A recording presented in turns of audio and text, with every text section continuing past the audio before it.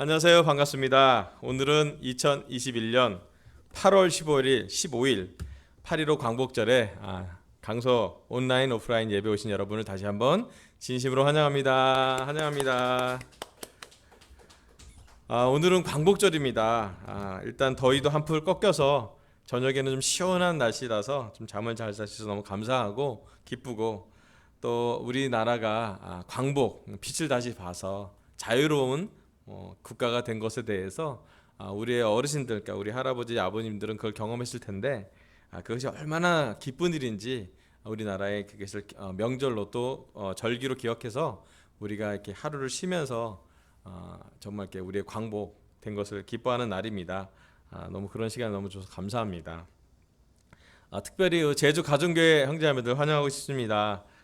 상화형과 도영수님, 또 우리 애나 사장님, 또 영실 누님과 연희 자매님, 또 재원 형과 상민 형수님 너무 환영하고 싶고요. 체육 공부하고 있는 우리 민혜경 누님과 영남 씨를 환영하고 싶습니다. 또 오늘 이 지금 그 라이브 예배에 우리 토론토의 임귀란 자매도 함께 하고 있는 줄 알고 있는데요. 정말 국가를 초월해서, 시간을 초월해서 함께 예배를 드릴 수 있어서 너무 감사합니다. 또 우리 민호 형제 성찬에 다시 한번 감사하고 싶고, 또 우리 모두가 좀 어려운 환경 속에서, 또 직장 속에서도 예수님을 기억하고 또 아름다운 가정을 인도해 주시는 하나님께 찬양하고 싶고, 또 그런 의미로서 우리가 예수님의 십자가를 기억하면 참 좋겠습니다. 오늘 말씀은요, 로마서 강의 17번째 말씀인데요. 그리스도 예수와 하나 된 우리라는 주제로 로마서 드디어 5장을 끝내고 6장의 강해 설교를 시작하도록 하겠습니다. 지난주는 로마서 강의 16번째로 강서 명동 연합한 예배를 드렸었는데, 죄가 많은 곳에 은혜가 넘친다는 주제로 말씀을 전했습니다. 진리의 하나님과 은혜의 하나님에 대해서 말씀을 전했고요. 또 우리 명동교회 함께 예배드리던 지난주가 너무 기뻤던 주였던 것 같습니다. 오늘은 17번째로 그리스도 예수와 하나 된 우리라는 주제로 말씀을 전할 거고요. 로마서 6장 1절부터 4절까지 제가 한번 읽어보도록 하겠습니다. 로마서 6장 1절입니다. 그러면 우리가 무엇이라고 말을 해야겠습니까? 은혜를 더하게 하려고 여전히 죄 가운데 머물러 있어야 하겠습니까? 그럴 수 없습니다. 우리는 죄에는 죽은 사람인데 어떻게 죄 가운데서 그대로 살 수 있겠습니까? 침례를 받아 그리스도 예수와 하나 된 우리는 모두 침례를 받을 때에 그와 함께 죽었다는 것을 여러분은 알지 못합니까? 그러므로 우리는 침례를 통하여 그의 죽으심과 연합함으로써 그와 함께 묻혔던 것입니다. 그것은 그리스도께서 아버지의 영광으로 말미암아 죽은 사람들 가운데서 살아나신 것과 같이 우리도 또한 새 생명 안에서 살아가기 위함입니다. 아멘. 여기 사도 바울이 로마서 5장에서는 죄의 시작과 결과에 대해서 법정 용어를 사용해서 기록했다면, 로마서 6장은 죄를 해결하는, 또 죄에서 극복하는 그런 것을 기록하고 있습니다. 1절에서 보면 그런 은혜를 더 받으려고 죄를 더 지어야 하겠냐고, 지난주 설교가 죄가 많은 곳에 은혜가 넘친다는 거랑 연결되는 그런 설교 말씀입니다. 죄 가운데서 머물러서는 안 된다고 사도 바울은 기록하고 있습니다.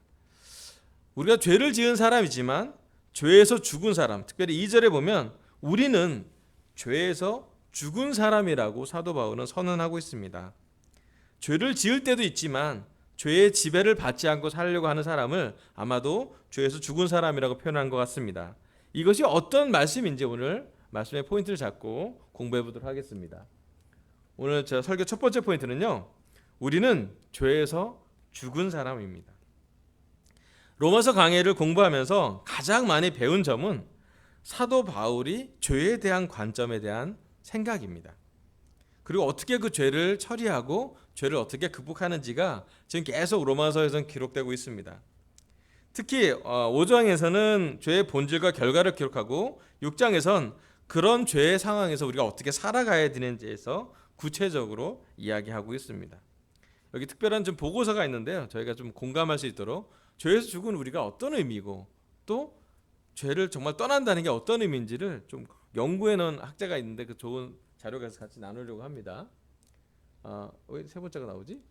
첫 번째, 이 출처는요, 팀 켈러라는 분이 로란 목사님이신데 당신을 위한 로마서라는 책을 쓰셨어요. 제가 보면서 로마서 강해 연구를 하면서 책을 한 6권 보고 있는데 그 중에 한 권에 나온 그 말인데, 죄에 대해서 죽은 우리라는 그 말씀에 대해서 우리가 좀 오해들이 좀 있어요. 오해 또는 일부 맞는 것을 전체로 맞는 것처럼 있는 것인데, 그 중에 5가지가 우리가 좀 일부만 맞는 걸 보고 그렇게 생각할 때가 많은데, 여러분 저랑 같이 한번 따라가면서 이게 어떤 의미인지 한번 공부하도록 하겠습니다.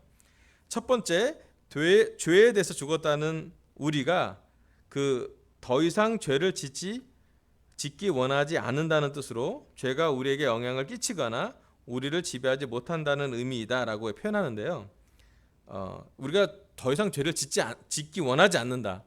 아니요, 여기 12절 14절 보면 바로 또 우리는 여전히 죄의 욕망이 있습니다. 우리가 원할 때가 있어요. 일부 맞는 거죠. 두 번째는 죄에 대해서 죽었다는 더 이상 죄를 지어서는 안 된다는 뜻으로 이제 죄는 그리스도인에게 어울리지 않는다는 말이다. 예, 우리가 그런 말 생각할 때가 있죠. 근데 일부가 맞는 거예요. 예. 그런데 바울은 우리가 죽어야만 한다가 아니라 죽었다라고 단언합니다. 이건 좀 의미가 있어요. 우리가 죽어야만 하는 것이 아니라 하나님이 보시기에 우리는 죄에서 죽었다고 선언해 주신 거기 때문에요.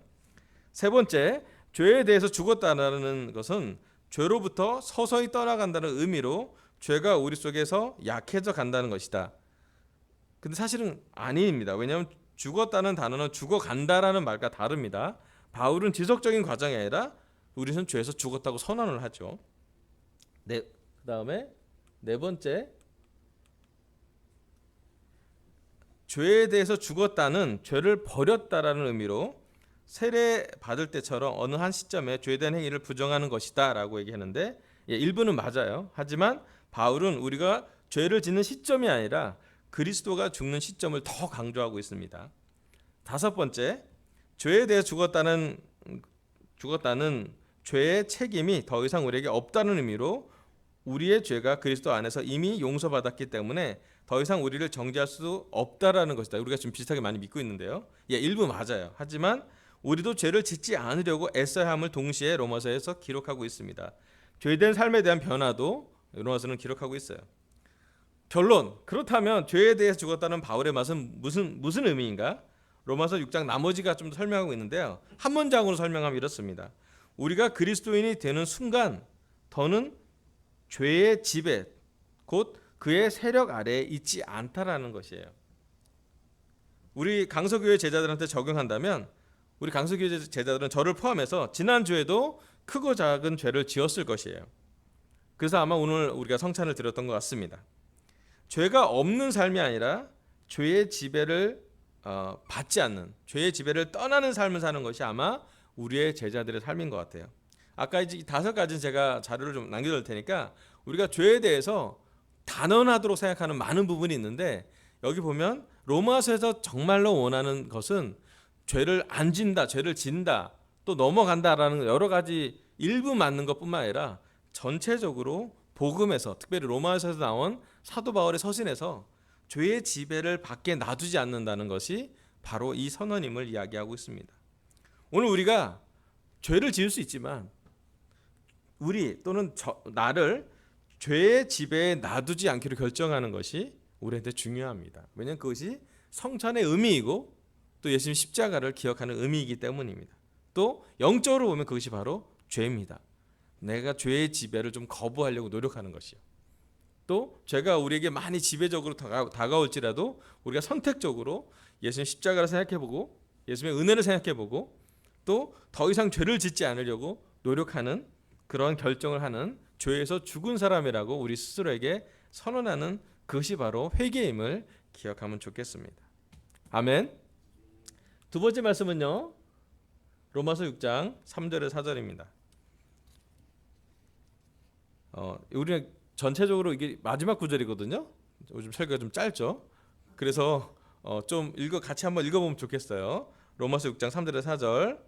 침례를 받아, 시작. 침례를 받아 그리스도 예수와 하나 된 우리는 모두 침례를 받을 때 그와 함께 죽었다는 것을 여러분은 알지 못합니까? 그러므로 우리는 침례를 통하여 그의 죽으심과 연합함으로써 그와 함께 묻혔던 것입니다.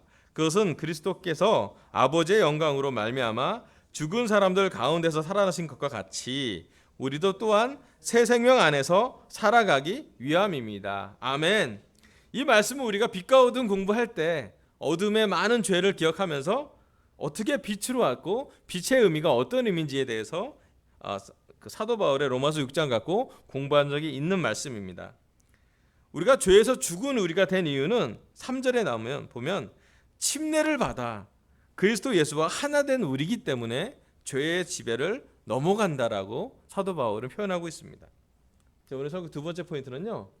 우리는 그리스도 예수와 하나 된 사람입니다. 로마서에서 가장 심오하고 깊은 말씀의 중심은 그리스도 예수와 우리가 하나 되었다는 그 말씀이에요. 더 이상 죄인인데 죄인 취급을 하지 않는다는 것도 우리가 그리스도와 연합됐기 때문이고요. 죄를 더 많이 지을 때가 있지만 그럼에도 불구하고 죄보다 은혜가 넘친다는 말은 우리 안에 그리스도 예수가 함께 산다는 말씀이기 때문입니다. 사도 바울은 이렇게 이해했어요. 그리스도가 십자가에서 돌아가시고 부활하시고 난 다음에 승천하시고 난 다음에 우리에게 성령님을 주셨는데 그 모든 과정은 그리스도가 우리 모두에게 개인에게 각각 성령님을 통하여 함께하는 삶, 함께 거주하는 삶을 살았다고 이해하고 있습니다. 오늘 우리가 죄의 지배를 받지 않게 되는 이유는 우리의 죄를 극복하는 능력이 있어서가 아니라 우리의 노력과 능력을 떠나서 그리스도 예수와 함께 합해져 있는지 아닌지에 따라서 우리는 그 능력을 경험한다고 표현하고 있습니다. 네, 우리가 머리로는 잘 알아요. 그리스도 예수님이 오늘 우리와 함께 하십니다. 근데 우리한테 좀 적용해 보면, 여러분 우리 직장에 우리 아까 민호 형제처럼 정말 이렇게 전쟁터 같은 직장 생활에서 정말 그리스도와 우리가 하나 된 삶을 살고 있었는지, 그걸 우리가 직장에서 느끼기가 되게 어렵잖아요. 우리 가정에서 요즘 또 코로나 환경에서 너무 힘든데 여러 가지 덥고 지치고 짜증나는 상황에서 내가 그리스도와 연합된 것을 얼만큼 체감하고 있는지, 사실 체감하기가 어려울 때가, 사실 우리가 말씀 보고 기도할 때 외에는 자주 까먹어요. 저도 목사지만 자꾸 까먹어요. 제 하루의 일상 중에 어떤 상황에서는 예수님이 나와 함께 있다는 것을 자꾸 머리로는 알지만 마음에서 까먹을 때가 있는 것 같아요. 하지만 이 말씀은 진리이고, 이 말씀은 우리가 세례를 받을 때 그 세례를 통해서 하나님이 약속한 말씀에 의해서 우리에게 주어진 것입니다. 이 말씀은 실제로 1세기 사람들이 이해하기 어려웠어요. 왜냐하면 어떻게 그리스도 예수가 하나가 될 수 있을까? 특히 우리 삶을 바라보면 더 그렇게 느끼잖아요. 여러분 우리 자신을 바라보면 이 말씀은 의심이 생기는 말씀입니다. 그리스도 예수가 하나 된 사람인데 우리는 여전히 잘못된 선택을 할 때가 있고 죄를 지을 때가 있습니다. 여전히 그리스도를 의심할 때가 있고요. 여전히 우리는 약점의 죄성을 갖고 살고 있습니다. 그럼에도 불구하고 로마서를 공부하면서 하나님이 이 로마서를 통해서, 사도 바울을 통해서 우리에게 전달하고 싶은 말씀의 포인트는 이 말씀을 믿으라는 것이에요. 가장 우리 마음속에 치열하게 싸우는 부분은 우리 마음이 영적인 전쟁터라는 것이에요. 왜냐하면 우리 삶의 눈에 보이는 것은 그리스도 예수님과 함께 있는데 나는 왜 그럴까? 또는 그리스도 예수님과 함께 있는데 내 이 환경은 왜 그럴까라는 생각이 끊이지 않게 오기 때문이죠. 우리가 죄인으로 인식할 때 우리는 은혜가 가장 멀게 느껴지기도 합니다. 하지만 죄가 많을수록 은혜가 더욱 넘친다는 것은 머리로는 이해가 되지 않는 그런 말씀입니다. 다만 마음이 가난한 자가 하늘나라가 그들의 것이라고 얘기하신 예수님의 복음에 우리는 조금 가까이 갈 수 있는 것이죠. 사도 바울은 로마에 있는 모든 제자가 이 말씀을 깊이 이해하고 심지어 이 말씀을 깊이 이해할 때 오는 은혜로 강해지길 바랬습니다. 우리 강소교회 제자들 또 이 설교 듣는 모든 분들에게 얘기합니다. 이 말씀을 잘 이해하면, 그냥 몰라서 이해하는 게 아니라 마음속에서 깨달으면 그리스도 예수가 우리와 함께 한다는 것, 우리는 그리스도 예수와 하나 된 사람이라고 우리 자신을 선언하는 순간 우리에게 얼마나 놀라운 하나님의 은혜의 축복이 넘쳐나는지를 깊게 깨달으면 참 좋겠습니다. 오늘 비록 부족하고 의심 있고 짜증 있고 죄가 있지만 여전히 우리는 그리스도 예수와 하나 된 사람이라는 것이에요. 그것은 뭐냐면 여기 나온 말씀처럼 침례, 세례를 받았기 때문에 그리스도와 연합했다고요. 우리는 그리스도와 함께 물에 잠겨서 죽었다가 그리스도가 부활한 것처럼 우리가 물에서 나왔을 때 새로운 생명, 예전에 과거에 육적으로 사는 삶이 아니라 이제는 영적으로 사는 삶, 그래서 영적인 생일이라고 우리는 표현하고 새로 태어남에 대해서 우리는 축가합니다. 우리 강수교회 제자들이 다시 한번 눈을 감고 묵상해 봤으면 좋겠어요. 여러분이 그 세례 받았던, 여러분이 침례 받았던 그 시간, 아마 그 시간이 밤늦은 시간일 수도 있고요, 화려하지 않을 수도 있었지만 세례 받는 그 시간에 또 하나님께 편지를 쓰는 시간, 또 예수님한테 고백했던 두 가지 고백, 예수님이 부활하신 하나님의 아들 믿느냐고 했을 때 네 믿습니다. 그러면 개인적인 선한 고백은 무엇입니까? 예수님은 나의 주님입니다라고 했던 고백의 시간이 우리의 시간, 우리는 그때는 죄가 많아서 되게 여러 가지 마음이었지만 죄를 회개하려고 여러 가지 그 관성 중에 이것이 옳고 이것이 예수님의 십자가에 반응하는 삶이라고 결정해서 우리는 세례 받았던 것을 기억할 것입니다. 그때 세례를 주는 사람들이 되게 기뻐하는 모습들이 저는 많았어요. 저는 좀 얼떨떨했는데 제 주위에 세례를 주는 사람들이 너무 기뻐했던 걸 본 적이 있어요. 제가 우리 강석에 와서도 우리 용진 형제와 민영 자매 세례 받을 때 세례 물을 막 받으면서 너무 기뻤고, 세례 그 주다가 그 첫째 얘나 발에 막 세례통이 껴갖고 발이 아픈 점에도 불구하고 세례를 줬던 기억이 나는데 너무 특별했던 기억이 납니다. 왜냐하면 이 세례를 받고 난 다음에 우리에겐 아주 큰 변화가 생기는데 그게 뭐냐면 그리스도 예수가 우리와 함께 연합한다는 것이에요. 그리고 성령님이 우리와 함께 내주하십니다. 함께 사십니다. 점점점 지나가다 보면 이 세례가 얼마나 우리에게 놀라운 시작이었는지에 대해서 생각하게 됩니다. 또 이 로마서를 통해서 그 세례가 다시 한번 우리 마음속에 깊이 자리 담아서 우리의 첫사랑을 기억하는 그런 시간이 됐으면 좋겠습니다. 광복절이 그런 의미잖아요. 빛을 다시 본. 우리가 육체적으로는 일본이라는 나라에서 해방된 것이 우리의 육체적인 광복절이라면 아마 우리의 영적인 광복은, 하나님의 빛을 본 광복은 세례받은 그날이라고 영적으로는 해석할 수 있을 것 같습니다. 제가 좀 기쁨이 있는 것 중에 하나를 좀 나누고 싶어요. 여기는 이제 박정호 형제인데요. 왼쪽에 저기 반투 옆에 있는, 반투가 나랑 동갑인데 박정호 형제가 있고요. 중간에 이제 세례 받은 친구가 바부라는 몽골의 캠퍼스 형제예요. 작년에 이제 세례를 받았는데 코로나 환경에서 세례를 받았죠.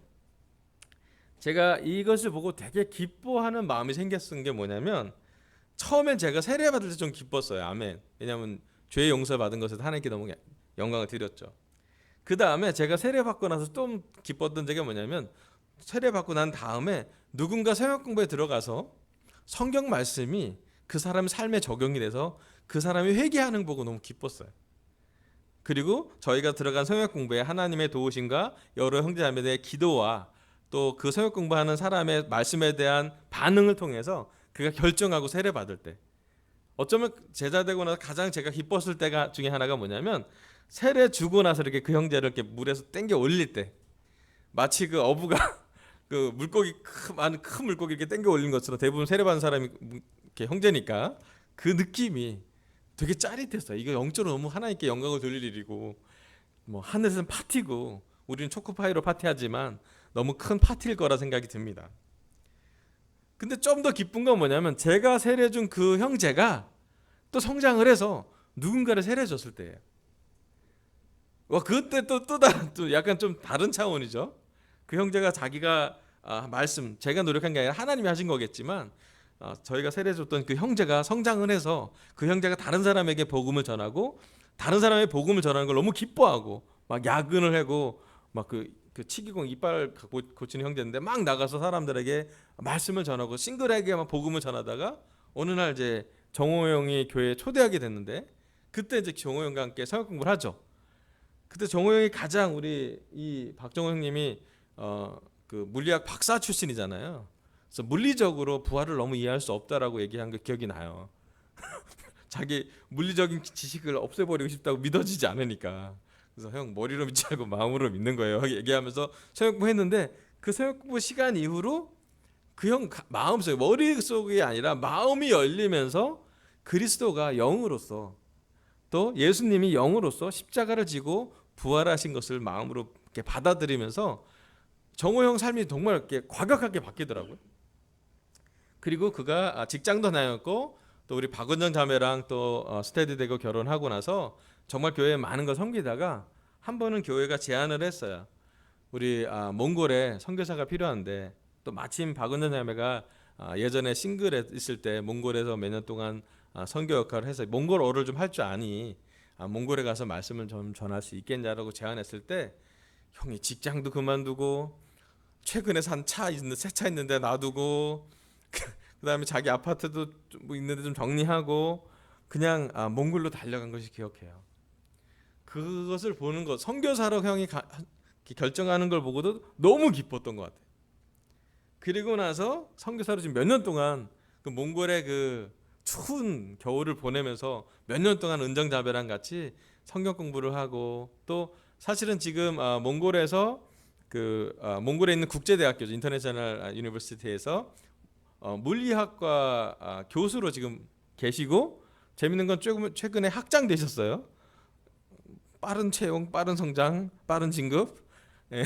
그리고 코트라에서 지원받아요. 그러니까 우리나라 사람 중에 해외로 가서 인재 양성에 도움되는 역할을 할 때 대한민국 그 정부에서도 지원하는 것이 있는데 여러 가지 준비가 막 하나님 여러 가지 도와주시면서 가셔서 지금은 그 학교 안에서 말씀을 전하는 게 학장님을 세례준 바람에 부임 학장님을 세례준 바람에 되게 지금 용이해졌습니다. 그 중에 한 명이 그 투야라는 자매의 아들인데요. 막내 아들인데 세례를 받았습니다. 이 아들은 저희 주빌리도 왔었어요. 그래서 그때는 세례 아직 안 받았을 텐데 저희 우리 주빌리를 하는 걸 보면서 교회 너무 좋다라고 많이 좋은 자극을 받았었죠. 아마 저희가 갖고 있는 기쁨 중에 여러 기쁨이 있겠지만 이런 영적인 기쁨은 우리가 좀 최근 맛보아야 될 기쁨이라고 저는 생각이 듭니다. 물론 자주 있지 않지만 우리가 강소교회에 와서 또 우리가 선교를 하면서 우리 삶에서 여러 가지 어려움이 있다 할지라도 우리에게 가장 영적인 기쁨을 줬던 것이 뭐냐고 생각한다면 사람을 낚는 어부로서 그것이 실패할 때도 있고 초대할 때 너무 이렇게 쑥스러울 때도 있고 또 어떤 방법 이 코로나 시대에 어떻게 전도할 수 있을지는 저도 고민이지만 그럼에도 불구하고 우리 앞에 누군가 성경 공부할 사람이 있었을 때 또 우리와 함께 누군가가 초대되어졌을 때 정말 최선을 다해서 우리가 성경 공부하고 마음을 주고 그 사람이 영적으로 변화하는 걸 볼 때마다 저는 하나님께 큰 기쁨을 누립니다. 또 우리 김민 형제 바비톡에 우리 용준 형제가 처음에 왔을 때보다 지금 세례받고 가정이 변화된 것 또 작년에 올해 직장이 생겨서 이제는 좀 이렇게 직장 생활로서 살고 있는 걸 봤을 때도 마음속에 이렇게 뿌듯함이 차오르는 걸 느껴요. 왜냐하면 우리의 노력은 조금이지만 하나님이 크신 일을 하셨고요. 또 하나님의 일을 할 때 우리도 야근이 있던 또 어떤 어려움이 있던 삶의 고난이 있던 간에 우리가 거기에 참여해서 성경 공부에 들어오고 한마디라도 도와주려고 하고 또 마음을 나누고 밥을 사주고 같이 운동을 하고 같이 산책을 하고 같이 기도를 하고 강소희가 모두 함께 기도했던 것을 기억하고 있기 때문입니다. 여러분 우리에게 요즘 어떤 것이 큰 기쁨이 되어가고 있는지요. 또 앞으로 우리 강소교회에 무엇이 강소교회를 기쁘게 하는 동력이 될까라고 생각해 본다면 첫 번째로는 우리가 그리스도와 연합한 그런 우리는 영적인 깊은 확신이 더 깨달으면서 더 깊은 확신이 되면서 우린 기뻐질 거예요. 그것은 우리가 한 것이 아니기 때문에 더 하나님께 온전히 이 예배를 통해서 영광을 드릴 수 있습니다. 두 번째로는 그리스도와 연합한 우리이기 때문에 그리스도인처럼 사는 거죠. 그리스도가 하고 싶은 걸 하고 그리스도가 해야 될 것을 하고 그리스도가 기도한 것처럼 기도하고 그리스도가 밥 먹은 것처럼 먹고 그리스도가 사람들 도와주는 것처럼 도와주고 그리스도의 성품을 닮아가는 모습일 때 우리는 기뻐질 겁니다.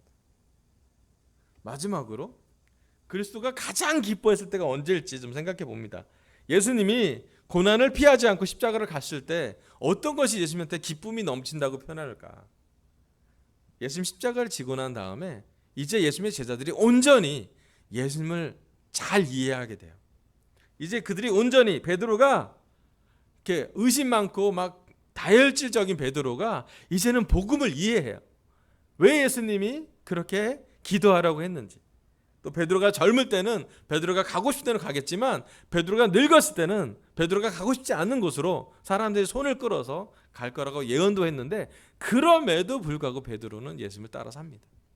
그리고 평생 그가 예수님 하셨던 일을 기뻐하면서 했어요. 그리고 어쩌면 예수님 시대보다 베드로가 세례도 듣는 사람이 더 많을 수 있어요. 왜냐면 베드로는 예수님 3년 했었고 베드로는 평생 했으니까. 그리고 예수님의 제자들은 가룟 유다를 제외하고서는 그들의 믿음을 그들의 사는 동안까지 순교하면서까지도 그들의 믿음을 지켰습니다. 아마 예수님은 기뻐하셨을 거예요. 아마 지금도 천국에서 베드로를 보면서 그 11명의 제자를 보면서 정말로 기뻐하고 박수를 보냈을 거예요. 그것이 예수님으로 하여금 십자가로 가는 것이 아깝지 않다고요. 그것이 모욕을 당해도 아깝지 않다고요. 그래서 고난을 당해도 그들은 피하지 않았습니다. 자, 베드로만 그랬나요? 아니요. 예수님의 제자를 예수님을 직접 본 사람들은 그렇게 따라갔고 예수님이 본 사람이 따라놨던 책을 본 사람 그리고 이 말씀, 성경 말씀을 삶으로 기억한 사람들은 기꺼이 어떠한 고난이 있어도 그 기쁨을 잃지 않고 있습니다. 여러분, 이 시간 우리가 다시 한번 영적인 기쁨을 누릴 수 있기를 희망합니다. 예수와 하나 된 사람으로서 예수님의 고난과 예수님의 기쁨에 함께 참여하기로 결정했으면 좋겠습니다.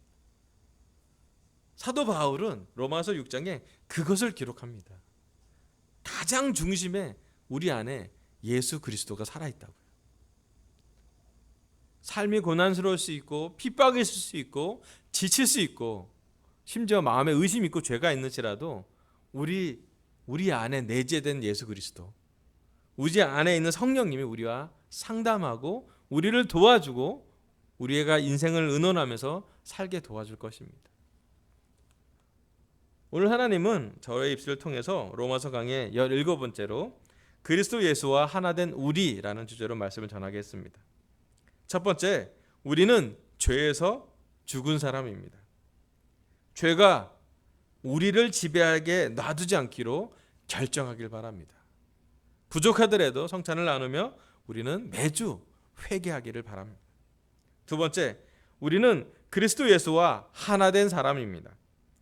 예수와 하나된 사람으로서 예수님이 기뻐하시는 그 기쁨, 또 예수님이 힘들어하시는 그 고난을 함께 참여하기로 결정하길 바라면서 설교를 마치겠습니다. 감사합니다.